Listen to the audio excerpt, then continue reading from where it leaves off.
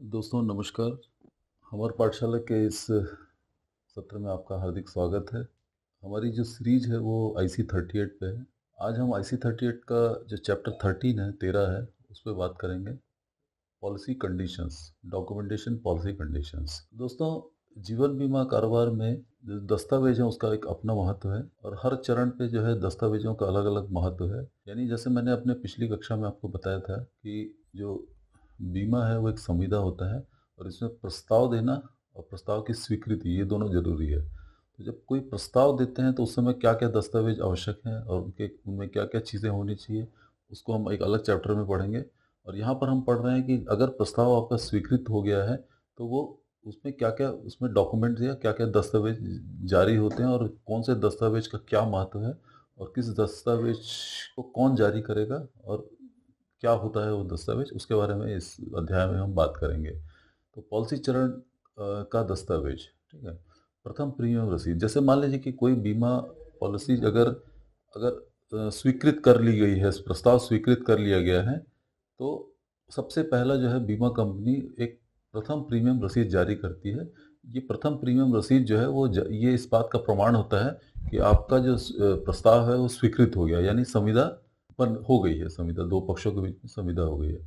कोई बीमा संविदा तब शुरू होती है जब जीवन बीमा कंपनी प्रथम प्रीमियम रसीद जारी करती है। एफपीआर इस बात का प्रमाण है, ये फर्स्ट प्रीमियम रिसीप्ट है, इंग्लिश में कहते हैं प्रथम प्रीमियम रसीद, कि पॉलिसी संविदा शुरू हो गया। प्रथम प्रीमियम रसीद में क्या-क्या चीज़ें होती हैं, वो है। जैसे उसमें क्या होता है कि एक प्रथम प्रीमियम रसीद जो है, उसमें पॉलिसी धारक का नाम होता है, उसमें है ना भुगतान की विधि होती है, यानी भुगतान किस तरीके से करेगा, वो मंथली देगा या क्वार्टरली देगा, ईयरली देगा, और पॉलिसी पॉलिसी कितने साल की है और उसका मैच्योरिटी डेट क्या है, ये उसमें आएगा। ठीक है? और पॉलिसी की संख्या उसमें आएगी। जैसे हर पॉलिसी का एक अपना एक अलग यूनिक संख्या होता है, अलग से संख्या होता है, जो दूसरे पॉलिसी से अलग रहेगा, वो उसमें रहेगा। और अगला प्रीमियम कब देना है वो भी रहेगा और अंतिम प्रीमियम कब देना है वो भी रहेगा। भुगतान के मतलब कितना प्रीमियम आपको देना है। जैसे मैंने कहा था कि प्रीमियम जो है वो जोखिम के बदले पॉलिसी जो बीमा कंपनियां चार्ज करती हैं उसको प्रीमियम कहते हैं। तो कितना प्रीमियम आपको कब देना है ये भी लिखा रहेगा। और जोखिम प्रारंभ की तिथि, यानी किस तारीख को आपका बीमा शुरू हुआ और बीमे की राशि कितनी है, कितने राशि का यह बीमा पॉलिसी है, वो भी लिखा रहेगा। पॉलिसी दस्तावेज या बीमा धारक और बीमा कंपनी के बीच संपन्न संविदा का साक्ष्य है। जब प्रथम प्रीमियम रसीद जारी हो जाती है तो उसके कुछ दिन के बाद आपको पॉलिसी दस्तावेज जारी होगा। पॉलिसी दस्तावेज का मतलब है कि एक जो मैंने बताया था शुरू में कि जो संविदा होता है उसका प्रमाण जो है वो पॉलिसी दस्तावेज है। तो पॉलिसी दस्तावेज जो है वो जारी होता है। पॉलिसी दस्तावेज एक सक्षम प्राधिकारी द्वारा हस्ताक्षरित एवं भारतीय स्टाम्प अधिनियम के अनुसार टिकट लगा होना चाहिए। जैसे क्या होता है कि अपन जब कोई एग्रीमेंट करते हैं कोर्ट में जाके तो एक निश्चित राशि के स्टाम्प पेपर का इस्तेमाल करते हैं। तो उसी तरीके से इस संविदा में जो इंश्योरेंस के संविदा होते हैं बीमा संबंधित, तो उसमें 40 पैसे प्रति हजार का स्टाम्प ड्यूटी सरकार को भुगतान होता है, तो उसकी टिकट लगती है। यानी जैसे मान लीजिए कि 1 लाख का अगर आपने बीमा कराया है तो 40 रुपए का उसमें टिकट लगेगा। ठीक है? 40 पैसे प्रति हजार का टिकट लगेगा, तो ये उसका एक स्टैंडर्ड है, ठीक है? ये समझ लीजिए आप। पॉलिसी दस्तावेज के घटक, पॉलिसी दस्तावेज में क्या-क्या होता है? एक तो पॉलिसी की अनुसूची होती है, उसमें मानक जो स्टैंडर्ड प्रोविजंस है वो होते हैं, पॉलिसी के विशेष प्रावधान होते हैं। मतलब प्रावधान जो है वो एक मानक होते हैं जो सामान्य तौर पे होते हैं और कुछ विशेष प्रावधान भी जो होते हैं वो पॉलिसी में रहते हैं। अब इस अध्याय के अपन कुछ प्रश्न उत्तर ले लेते हैं। एक प्रश्न है, प्रथम प्रीमियम रसीद क्या दर्शाती है? सबसे उपयुक्त विकल्प होगा इसमें यह इस बात का साक्ष्य है कि पॉलिसी अनुबंध शुरू हो गया। जैसे मैंने बताया था कि पॉलिसी अनुबंध शुरू होने का जो साक्ष्य है वो प्रथम प्रीमियम की रसीद है और पॉलिसी जो संविदा का जो एक साक्ष्य है वो पॉलिसी बॉन्ड होता है।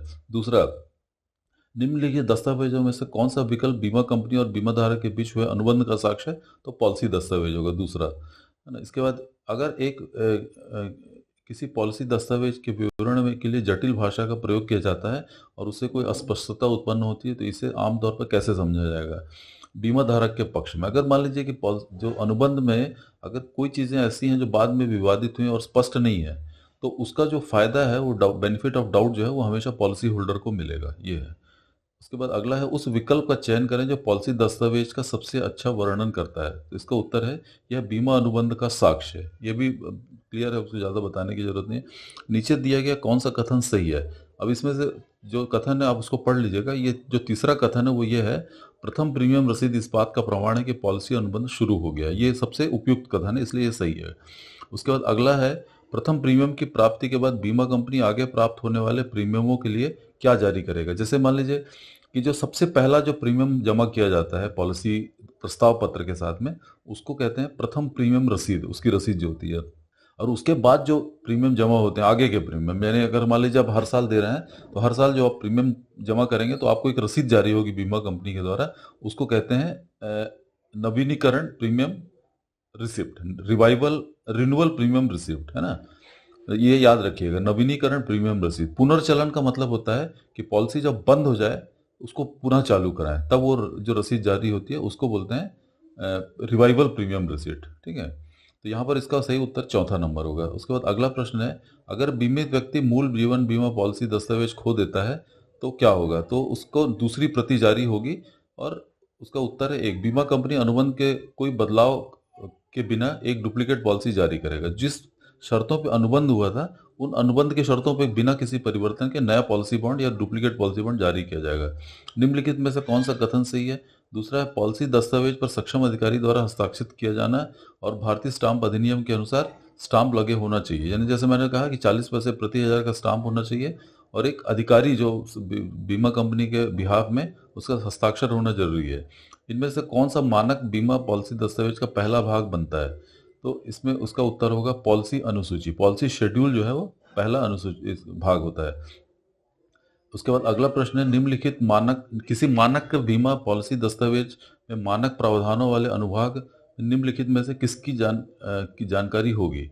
तो इसका होगा अधिकार और सुविधाएं अन्य शर्तों जो अनुबंध के तहत लागू होती हैं। तो इस पर बहुत ज़्यादा अपन बात नहीं करते हैं, इसको सिर्फ आप मोटे तौर पर देख लीजिए।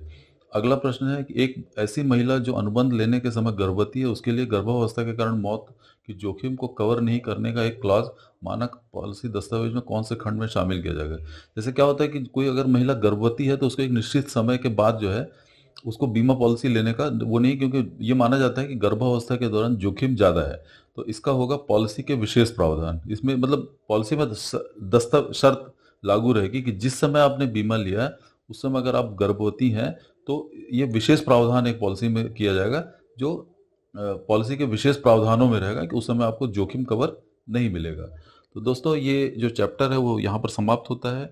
उम्मीद है कि आप को कुछ समझ आया होगा बेहतर, और परीक्षा में अगर इससे संबंधित कोई भी सवाल आएंगे तो आप उसको बेहतर तरीके से समझ के उसको अटेम्प्ट करेंगे। और इसी आशा के साथ हम आपसे अगले वीडियो पर फिर मिलेंगे। तब तक के लिए नमस्कार, थैंक यू।